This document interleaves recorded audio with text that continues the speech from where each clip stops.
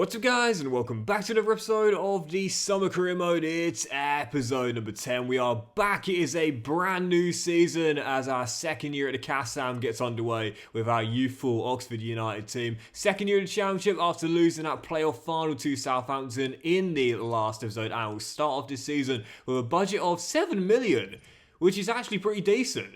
That is about double what I was expecting. I'll definitely take that. But of course we do have a bit of a problem, which is that we have very few players here. Yep, after loads of players left on freeze at the end of the season, either to other clubs or just being released, we've got an incredibly thin squad.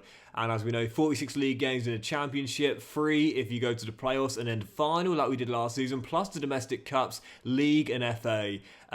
This season, no doubt about it. The primary goal with that money isn't to bring in a star player to hopefully help us get promoted, but it's just fit out the squad. It's too thin. And also, hire that 5-star youth scout. So that's what we'll be hoping for straight away. Oh, by the way, forgot about this. On the screen right now, thank you guys so much for the comments and also the messages. I got a couple of messages on Instagram as well. Thank you very much, guys. Really appreciate it. You helped me fix the scouting problem. As we know, last season we had the glitch where we couldn't scout DR Congo again. So what it is, if you've got this glitch as well, is that you have to have a scout on the left-hand side of your free scouts available to be hired and sent out on missions. We didn't after we fired a scout. So the way to fix this, if you have the same issue as me, is to hire a scout on the left hand side, and that way you can then view the report from anyone in the middle. So thanks to the comments, thanks to the messages I got on Instagram as well, really appreciate it. And we found a player as well, Malik Dior, who to be fair looks really good as well, so it's very handy you guys helped me out there, so I really appreciate it guys. Thanks to the comments. And you've got the same bug as me, again, you always have to have a scout on the left hand side of your free slots. Hire the cheapest one, then fire him again, and you can then scout the report. You can then view the report whilst he's still there. So yeah, we picked up Malik Dior, as you'll see. Looks really good. 6'4", 17 years old.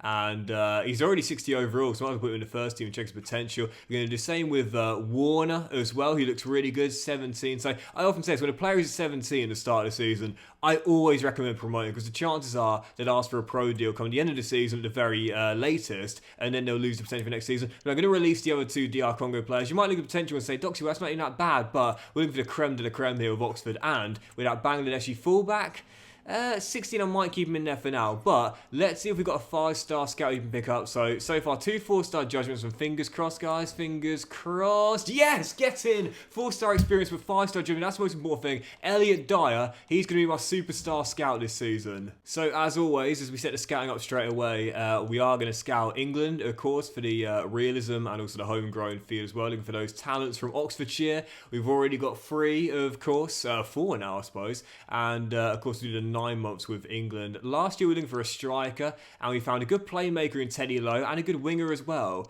For this season, I'm going to go with an anchorman / CB. Maybe someone to partner Malik in that back line as well. We've got the Bangladeshi fullback duo that both might be quite good, so we'll go with a CB or a CDM from England and see what we get with a 5-star scout this season. And as for the other 2 scouts, well, as we're trying to make our team as diverse as possible. Last year we did Bangladesh and DR Congo. I think we need to scout the Americas now. And there's so many new nations to scout this year, both in South America and North America.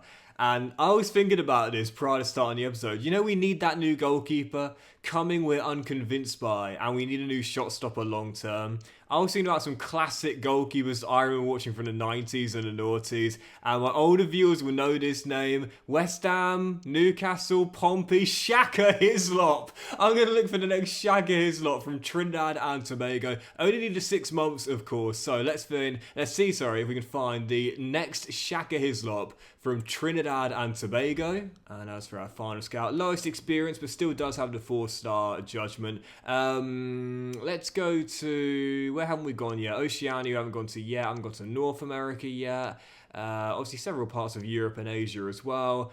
I say let's go to Oceania, and do you know, it's been a long time since I scouted either Australia or New Zealand. Let's go New Zealand. Let's do New Zealand. The rocky terrain of New Zealand, the mountainous regions, And let's look for someone with bags of energy, bags of stamina that can withstand the high terrain and the 90 plus minutes and 120 minutes if you play a playoff final like last season. Maybe that energy could have come in handy in last season. We have a box-to-box midfielder from New Zealand, and that is going to be where we'll go this year. So Trinidad and Tobago, New Zealand and England, and don't forget, those first 2 are 6 months, and then for the final 3 months, we'll go elsewhere when these reports finish. Is New Zealand rocky? I don't know. I failed geography. But anyway, what we're going to do this season then, because basically our team is leaving. Basically, at the end of the season, we don't have anyone here. So what are we going to do? So many players to contract come the end of the year. As we know, we're going all out with the youth scouting, but we do need to keep some of these young players here. I'm going to give contracts to Louis Sibley last season. Played an awful lot of games when Teddy Lowe needed a breather or played deep. But he's a good little player, and he's only 24 and still getting better as well. So Louis Sibley is definitely going to get a new deal. Now, I know we're still trying to make our side younger, but Cameron Brannigan's now taking the captain's armband. He's 30, he's our vet, he's our senior, and I do want him here until retirement as the player coach in this team, if you will. So Cameron Brannigan is definitely going to stay as well. I like Jamie Curry, the left back. Played all season long last year at left back. We have that Bangladeshi fullback in the academy, but for now, I think one more year of Curry at left back will do pretty well for us on that side. Obviously, Der Kurishmacher, who we signed at the start of last season, a new signing in real life, he'll stay as well. And I think I'll give one to Goodrum too, who's the Irish winger, who of course we got in this Oxford team and is still quite young at just 22. But as for the other players, obviously coming, our number 1, Dembele, who was our playoff semi-final hero last season. Terravest, you regularly play too. I'm probably going to sell the rest, if not, let them all go. Oh, and by the way, sometimes people ask me about my coach management, and they say, "Oh, Doxy, don't forget, mate. You got to get the coaches." I do this off camera, basically. I do this off camera and get the best coaches I can. But as I mentioned before, the problem is you can only have a certain amount based on how many seasons you've played and how good your team is as well. So this is the absolute best I can do here, with a few 4 stars and a couple of 5 stars as well. But yeah, I do set this up. I appreciate you guys letting me know in the comments and trying to remember that trying to remind me, sorry, to do this. But I do. It's just I do it off camera. So 3 quick sales. Dale has gone. We also sold Terravest and Dembele, who was our hero in the playoff semis last year, to Villem as well. Loaned out one of our youth players just promoted to the first team to Portsmouth for a couple of years as well. He, by the way, has the exciting prospect tag, as does our DR Congo centre half. And speaking of potential tags, 2 potential upgrades for Higgins and Lowe, both now having the potential to be special, justified in my opinion, and Amin still has the exciting prospect tag. So, new signings? What do you think? And there's a bit of realism for you. Ekitike joining Liverpool. Love to see that. But as for the players on the shortlist right now, I've got a few freebies that I found. This guy could be alright. Ezekiel Oliveira, only 22 years old, but a long way to go. I think when you see players with this kind of overall, it's best just to use youth academy players, because the chances are they'll have far more potential and they'll feel better being homegrown as well. We've got a few other players that we could possibly sign. Barr, young talented centre half at Man City. Only problem is he's on 44 grand a week, so yeah, probably a bit too steep for us right now. A couple of other players as well. Vetelsen at Club Brugge, Norwegian international. To be fair, 88 stamina. Bit of me, this lad. Like him a lot. And he's also out of contract coming the end of the season as well, so could get him on the cheap. And also the brother of Dembele, who of course we just sold. Karamoka, of course, came through the Celtic Academy. Never really kicked on. I'd like to give him a chance here. I think he's just signed for QPR permanently after a loan spell, but decent young winger and definitely someone we could possibly bring in.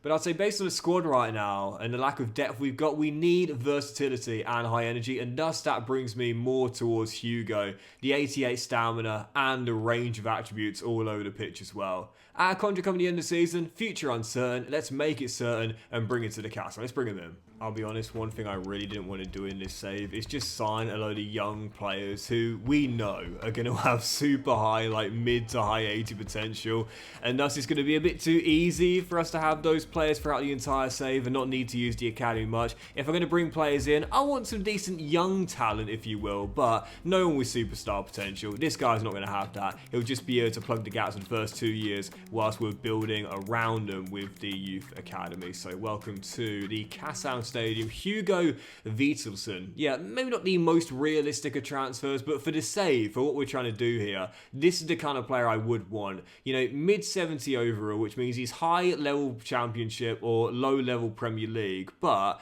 someone that's not going to be here for like 10 years and grow to 85 overall. The players that want to do that are through the academy. I think what I'll do as well is we'll have the Courage Maka now playing as a ball-playing defender. I played him there a few times last season. He's pretty decent. He's got a decent jump on him. He's got decent strength. He's got good defensive stats and can play out from the back.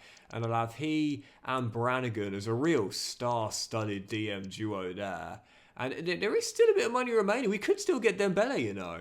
I'd say it's unlikely, but it's doable. El Mazzuni was sold last season by Oxford in real life, so I'm gonna sell him. Should be able to get just over $1 million from Swansea, and I'm gonna go after Dembele. Once we get the season ticket money as well, we'll get a little bit more cash, and I'm going to try and spend the rest of it on Dembele, because I like that. We sold his older brother, we're now going to get the younger player, and I don't think he'll have that much potential either, to be fair, Karamoko, but 1.1 mil Swansea, go on, come on, you got Modric money, come on, give me 1 million, that's all I'm asking for, an extra 10 grand extra. 1 million Swansea. 1 million. Thank you very much. There we go. But yeah, we'll go for Dembele. I think those will be our 2 signings. Made 2 signings last season. Make 2 signings this season. I think that's fair. Oh, and Pompey want to take him as well. I wish you could just do like automatic matching. Do you know what I mean? Like in FM, you can reject all bids unless they're the same or higher. I wish you could do that in FM in Korea as well, because now Pompey have put in extra 50 grand. I'd like to go back to Swansea and say, listen, highest bidder.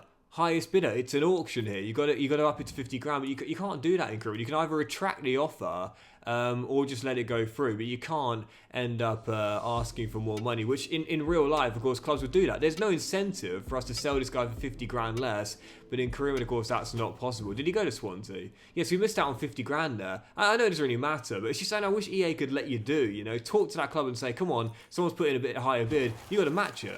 And as that deal has gone through, we now have the 3 updated youth scout missions, our first of the season, so let's see what we got. Well, could have someone really good here, but for now, we'll just keep scouting these 3 young players. And from New Zealand, that's such a tease, man. High overall, but low potential. We'll keep scouting Max Miller for now. Go on, Shaka Hislop 2.0. Have we found one? Have we found one? No, it doesn't look like it.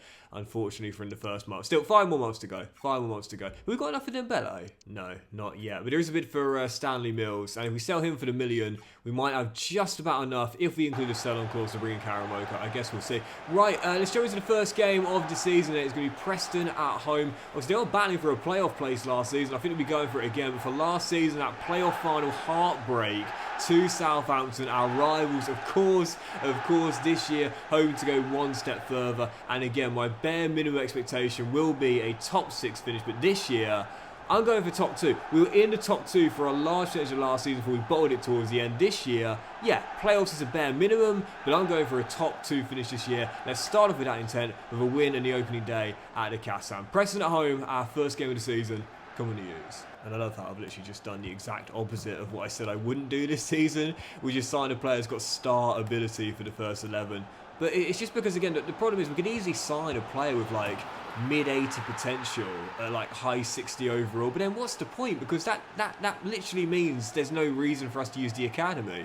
And the whole point of this save is it's all about the youth academy. So if we're signing the players that have that high potential, there's no need to grow them ourselves through the youth team. So yeah, I want to restrict the kind of like high potential players we sign in this team. It's kind of the opposite from how I normally do my career modes this save. We sign players with high overall, but not with high potential. I can already tell this is going to be a really difficult season. Once again, with a lot of challenges, but it's exactly what we want as Preston come forward. Looking for a second, it's blocked back to Whiteman, who shoots and puts it just wide the post. Yeah, we don't want to walk the league this season. I am going to target a top 2 place. We don't want to just walk to the Premier League. We want it to be a challenge, and it definitely will be with a small squad. And don't forget, it's still a low overall, as Higgins is through for his first of the season, from 13 to our new number 9, but always finishing goal number 1. The youth boys linking up, Oxford level, right before the break. Second highest scorer in the Championship last season, Higgins. He's going for that golden boot this year. Hopefully he can fire us to promotion on the way as well. Ryan Ledson, the ex-Oxford man himself, shooting. Oh, God, he's so... I mean, he did well to gather in a second attempt. He's just a bag of nerves. Every time a shot is in on his goal, I think, even if it's straight at him, I still think it's going in. We need that next Shaka Hislop, man. Like, seriously. Coming, like I said, he was the hero in the semi-final shootout, to be fair. So let's not act like he's trash, because he's not. But I just want someone with better overall. Teddy! Oh, get in and potential. Speaking of which, the top two lads with potential, repaying each other, combining again, 2-1 Oxford. Well, Oxford are no stranger to comebacks. We came back from 2-0 down in the playoff final last year to lead the Saints. Unfortunately, it didn't last long and didn't last for the game. As well, fair play. Fair play, Mr. Jamie Cumming. Excellent save there by the Chelsea Academy grad. And it remains at 2-1. Can we hang on as Hugo plays a lovely ball out wide? He and Brannigan are going to be an amazing DM duo this year. Class ball through. Higgins one-on-one. Takes his time. Bends it home. Good night, Preston. Oxford with the comeback victory on match day 1. It's going to be a long, tough, grueling season with Higgins, Teddy, and our new star in the middle of the park as well. We'll have a chance at the top 2 this year. Yeah, Hugo's not going to be here for the entire save. He's just here whilst we're building through the academy with the young talent. He's what you call a stopgap type of player. Do you know what I mean? A stopgap. And speaking of stopgap, well, Preston haven't stopped us for the entire game coming forward.